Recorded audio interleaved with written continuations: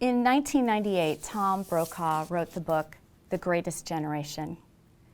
In it, he chronicles the details, the stories of men and women who endured both the Great Depression and World War II. Through it all, they persevered because they understood they were a part of something that was greater than themselves. Really, The Greatest Generation is an apt title for Joshua and his peers. As we move from Deuteronomy into the book of Joshua, this leader steps in where Moses left off, and he models courageous faithfulness to Israel. His generation is faithful to their covenant. They follow the guidance that God gives them, and as a result, they're able, finally, to settle in the land that God promised Abraham so long ago. But one generation's faithfulness does not guarantee the next. Before we know it, in the book of Judges, we're reading about a people who have strayed very far from God. The way they live is false advertising. They are no longer reflecting the nature of a good and gracious God. Instead, they've spiraled back down to their most selfish, violent tendencies. It actually reminds us of the days of Noah before God sent the flood. And we wonder, is Israel ever going to honor their end of the covenant? Well, while we hold on to that question, one thing remains the same. God is faithful to his side of the covenant. So he appoints David, a shepherd boy, as the second king of Israel. This will be a man who will administer God's law throughout Israel and who will have God's mission at heart, making sure that Israel as a nation blesses all nations on God's behalf. In the last two sessions, we've covered the two big events in the Old Testament: God's deliverance of Israel from Egypt, and then God's bringing Israel to himself at Sinai to make a covenant with them. And after that, Moses and the Israelites, they moved towards the Promised Land. And when we get to the book of Joshua, Israel is going to get into the Promised Land. And when we get to this part of Israel's story, these are oftentimes called the historical books. I'm talking about the section of the Old Testament that runs from Joshua all the way through Ezra and Nehemiah. And a lot of times this is slow going because you wonder, how does this fit in to where my life is? These ancient stories about kings, about judges, about Israel's disobedience with a few episodes of obedience. How does that all work in? And the key to reading this within our understanding is to look at Israel's story as a witness to us, to God's people in the New Testament, as what it looks like, what are the potential and the pitfalls of living as God's missional people for the sake of the nations. And there's a lot of really good teaching that's built up in this section. So when we open up the book of Joshua, here's the situation that's happened. Moses, who led Israel out of Egypt all the way to the brink of the Promised Land, has now passed on power to one of his chief assistants, a man by the name of Joshua. And at the beginning of Joshua, God calls Joshua to take up this leadership role that Moses had passed on to him and to lead God's people into the Promised Land so that they can manifest and begin to manifest the kingdom of God there in the Holy Land. And it's interesting, when you read Joshua's call from God, Joshua chapter 1, verses 1 through 9, God tells Joshua, essentially, cross the river, wherever you put your feet, that's going to be yours. And then his plan for that is God promises to be present with Joshua, and then repeatedly tells Joshua to be strong and courageous. Have you ever thought about the role of courage in your faith? I remember a few years ago when my daughters were very young, so preschoolers, we went to vacation over in Clearwater, Florida, which is it's the Gulf of Mexico. My youngest daughter's always preferred it to the Atlantic Ocean because the Gulf typically is almost like a lake. There's very little waves, the water's really warm, and my youngest daughter was always afraid of noises and she was afraid of waves. So we get over there, and instead of a nice tranquil Gulf, there's waves and lots of noise, and my youngest daughter is terrified. And she won't get in the water. And my family loves to go to the beach and loves to be in the water. And this essentially was going to wreck our entire vacation because she wouldn't get in. So what do? Being her dad, her mom, and her older sister already out in the water, I'm sitting there and I'm thinking, I don't want to sit on the beach the whole day and make sandcastles. I want to get in the water. So I got to get her to get in with me. So I remember taking her hand and I said, Katrina, we're going to do this together. And she's crying and she doesn't want to go and she's pulling against me. And I said, Katrina, I'm going to teach you about courage. Sometimes if you want to live the life in the true joys of life, you got to do things that can be scary, but trust me because I'm with you. And so I told her that she needed to be courageous and that would be the way that she could win a victory. And it's funny, we just took step by step, just like God told Joshua, put your feet and I'll give you this. We got into the water little by little, step by step, and within, 15 minutes, she's out there having a great time. And then just a few minutes later, she came out, she was floating around in the water, and I heard her singing a little song that she made up. She was singing, "Courage is the key to victory. It opens up the door for you to explore." And she made that up. That was pretty good for a 3-year-old. So I want to suggest this. As we read about Israel's life in the land, think of faithfulness as something, an act of courage. Let me summarize it this way. Courage is the key that unlocks the door to the future of God's dreams. Practice courageous faithfulness. So when we read the books of Joshua and Judges, what we're confronted with are case studies in faithfulness. And I even want to back it up a little bit because we did talk about the golden calf in the last section of the lessons in terms of the first example of disobedience by God's people once they leave Egypt. And what we see are faithfulness in terms of generations. And this is a key teaching for us because at different points in our lives with God, we're going to find ourselves in different places generationally. So the generation that experienced the Exodus, and for fun, we'll just call it Generation X. What did they do? They experienced all of God's miracles, yet they still worshiped the golden calf. They're unfaithful in the wilderness. And this is the generation, though they experienced all the really cool stuff, they didn't get into the promised land because of their what? Unfaithfulness, their disobedience. Then we get to Joshua's generation. And think about how it moves from generation to generation here. Now, Joshua's generation, this is the group that could have been kind of bitter because they were prevented. These would have been kids when this generation was going astray, and they grew up, they saw what happened to their parents, and they had to really suffer some of the consequences. But what's the mark of Joshua's generation? When we read the book of Joshua, under the leadership of Joshua, God's people are at really their most successful period in the Old Testament. Everything they do succeeds, except for Joshua chapter 9, where there's a story about unfaithfulness because one family keeps some idols that they got from Jericho. But other than that one blemish, Joshua's generation are able to inherit all the land that God gave them, and they practice this courageous faithfulness throughout the whole book and really serve as a model in the rest of the Old Testament to what it looks like to be God's missional, holy people in the midst of all the nations. Well, we think everything's going to be great because Joshua ends in chapters 23 and 24. Joshua gives this great motivational speech at the end where he exhorts God's people to faithfulness.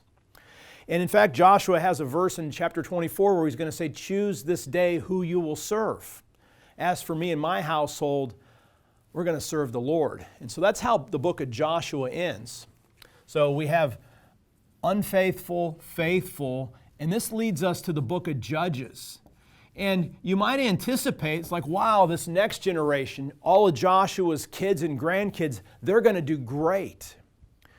But what happens in the biblical story, when you read Judges, we're expecting something spectacular and wonderful and them experiencing the full fruits of what their forefathers had just gained by coming into the land. But instead, even in Judges chapter 1, we find out that Israel is now losing the land back to the Canaanites.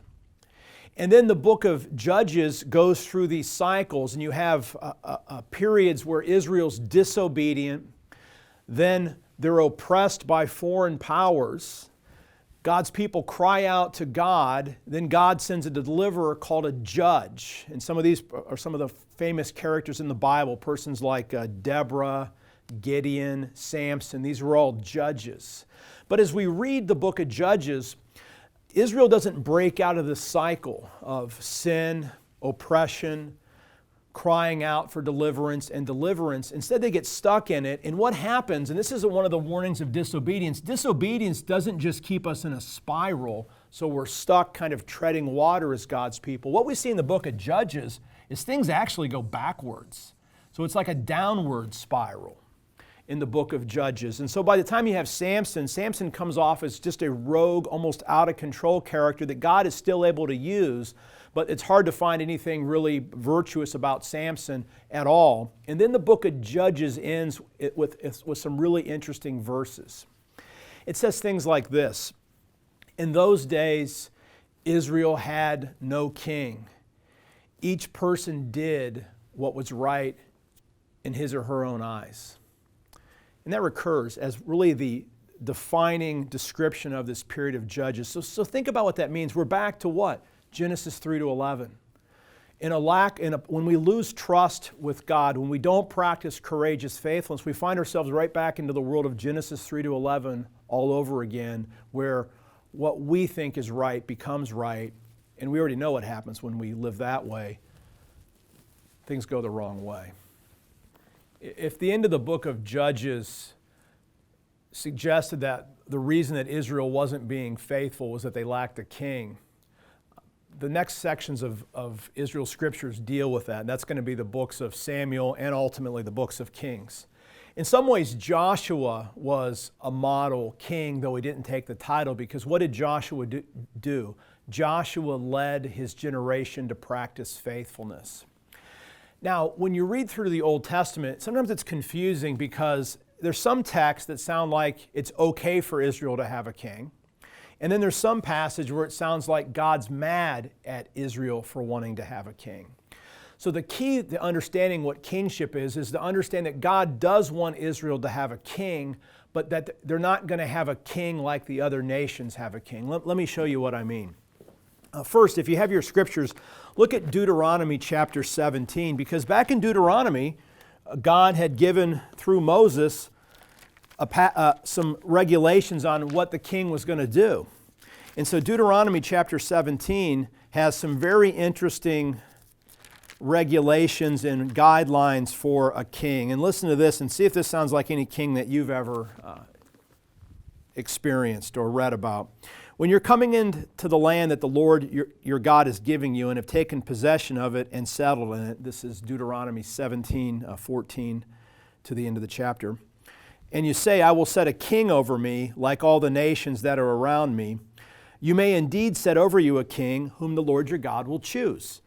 One of your own community you may set as king over you. You're not permitted to put a foreigner over you who is not of your own community. Even so, he must not acquire many horses for himself or return the people to Egypt in order to acquire more horses, since the Lord has said to you, you must never go that way again. And he must not acquire many wives for himself, or else his heart will turn away. Also silver and gold he must not acquire in great quantity for himself. When he has taken the throne of his kingdom, he shall have a copy of this law written for him in the presence of the Levitical priests. It shall remain with him, and he shall read it all the days of his life, so that he may learn to fear the Lord his God, diligently observing all the words of this law and these statutes, neither exalting himself above other members of the community, nor turning aside from the commandment, either to the right or to the left, so that he and his descendants may reign long over his kingdom in Israel. So when we talk about kingship, a king like the other nations looks like this. There's some god. Maybe it's Baal, maybe it's Asherah, maybe it's Melech. There were different gods that the Israel's neighbors worshipped. And essentially, for Israel's neighbors, the king would make a claim that they were essentially the son of God. The king would elevate himself up to the level of God, and by claiming to be divine, like they did in Egypt, or claiming to have direct access to God. And so the king then would function as the lawgiver. And here's the key thing. So if you're the king, a king like the nations means that the king makes the law. This is absolutely important to understand. And so when God gets upset with God's people, one of the primary reasons that God's upset with them about kingship is they want this kind of king, essentially a king who makes law. Now, what's true in Israel, the setup that Deuteronomy has is different. Because what we know, and we've been saying the whole time in this study, who is the true king of the universe? It's the Lord. And what is it that the Lord gave to Moses on Mount Sinai? The Lord graciously gave the law, or the Torah, to God's people. And so what's the role that a ruler plays in Israel? It's not to be up here with God, it's to be right here. It's to be a king. And this is a different kind of king, because what kind of king is this? This is a king who's what? An administrator, whose key role, if you read that, is to keep a copy of the law and be the first witness to a life of obedience and faithfulness. So this is what it means to have a king different from the other nations. The idea that the king is under God's law and their role is to practice faithfulness and model that and lead the nation into holiness. Okay, we're trying to describe a key detail of Israel's faith and what's core to the Scripture, which is the whole idea of kingship. And we just talked about how the difference between Israel's king and a king like the other nations is how the king stands in respect to God's revelation of the law. And Israel's ideal king then is an administrator. It's someone who leads God's people in faithfulness. And when we read the Old Testament, there's one king that stands above all the other ones as a model of this. And this is going to be a king by the name of David. 1st and 2nd Samuel are very much biographical about David. David's known as a person after God's own heart. Now, think about that language. Whatever you thought that might have meant before, if you'd heard it, think about what that means now that we've had a look at Deuteronomy 6. What does it mean to be a person after God's own heart? It means a person who's truly his heart, his will, mind, intentions, volition, it's all for God. In our Wesleyan movement, this is what we would talk about in terms of holiness or sanctification or perfect love, a heart that's aligned with what God desires. That's David. And so God does great things with David's life. And one of the things that God does with David is he adds a key component to kingship that's going to be critical as we move into the New Testament. And he makes a special covenant with David. And this is the last of the great covenants in the Old Testament. This is known as the Davidic covenant. In the text here, it's one of the most important passages in these historical books, is going to be 2 Samuel chapter 7. And in this place, what's going on here is David has established Jerusalem as the capital. Things have gone really well. David has brought the tabernacle to Jerusalem. And now David, for all the things that God has done for him, David wants now to build a house for God. He wants to build a temple. So God sends a prophet to David. And the prophet says some really surprising things. God sends Nathan, and Nathan the prophet tells David, I'm not going to let you build a house for me. Instead, I'm going to do this for you. And listen to these words. Verse 8 of chapter 7. Now therefore, thus you shall say to my servant David, thus says the Lord of hosts, I took you from the pasture, from following the sheep, to be prince over my people Israel. And I've been with you wherever you went, and I've cut off all your enemies from before you. I will make for you a great name like the name of the great ones of the earth, and I will appoint a place for my people Israel and will plant them so that they may live in their own place and be disturbed no more. And evildoers shall afflict them no more as formerly, from the time that I appointed judges over my people Israel, and I will give you rest from all your enemies. Moreover, the Lord declares to you that the Lord will make you a house. When your days are fulfilled and you lie down with your ancestors, I will raise up your offspring after you, who shall come forth from your body, and I will establish his kingdom. He shall build a house for my name, and I will establish the throne of his kingdom forever. So, what does God do for David at this moment of the Davidic covenant? What God does is God promises David, in the same way that he promised Abraham before, that David's house, his descendants after him, would perpetually reign over God's kingdom forever and ever and ever. And so when we get to the New Testament and we start thinking about who Jesus is, one of the roles that Jesus takes on is Jesus is a king. And Jesus is a son of David. And so when we start talking about the Messiah, which means the anointed one, it all comes back to this place where God makes a covenant with David and promises that the kingship to him forever. And so when Jesus comes as the full climax of these promises to David to be King of kings and Lord of lords forever and ever and ever. Besides kingship, the story of Israel's life in the land also adds another critical component. That's the temple. David wasn't allowed to build the temple, but David's son Solomon is going to build the temple. And some of these stories in this part of the Bible are some of the most memorable ones. And we see King Solomon at the beginning of 1 Kings. Solomon is David's son, and Solomon is the wisest of all rulers. But what's interesting is we're going to see Solomon's going to be responsible for building the temple, but we're also going to see in Solomon yet another warning. So Solomon builds a temple, and what the temple ends up being is a brick and mortar version of the tabernacle. And in 1 Kings chapter 8, we have a powerful speech by Solomon where he's essentially dedicating the temple for God's people. And to understand the temple, again, this brings to another climax God's desire to be in relationship with God's people. They're now in Jerusalem.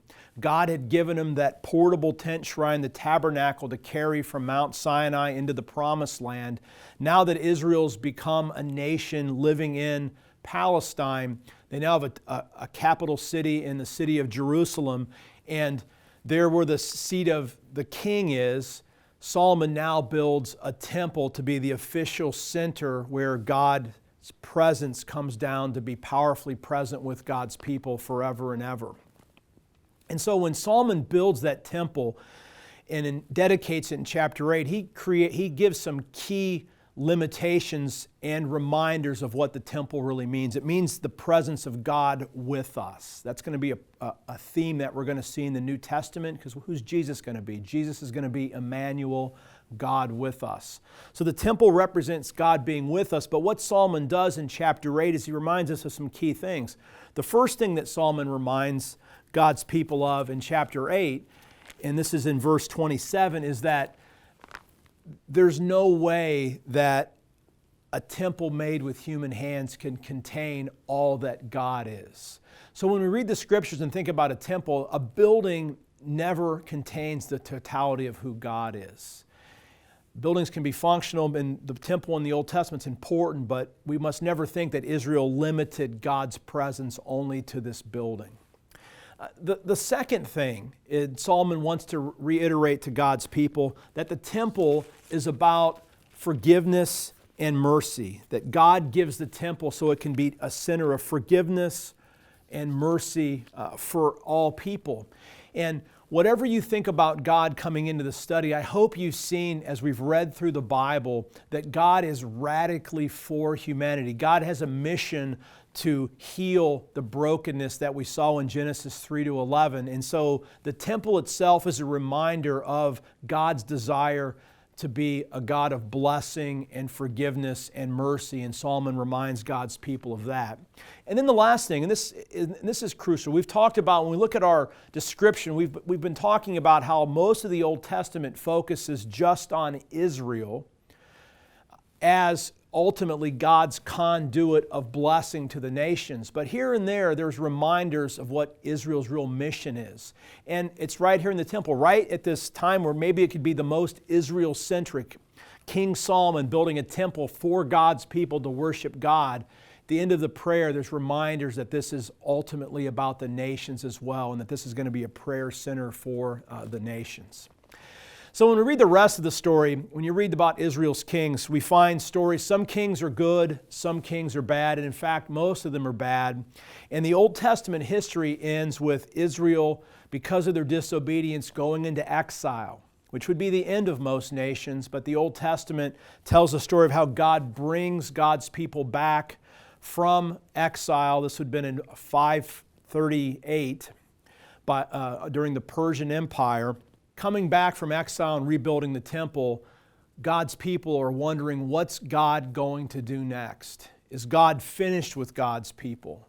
Will God yet fulfill His promise to David of having another king? And this is going to give us a trajectory that's going to lead us directly into the coming of Jesus almost 500 years after God's people rebuild the temple.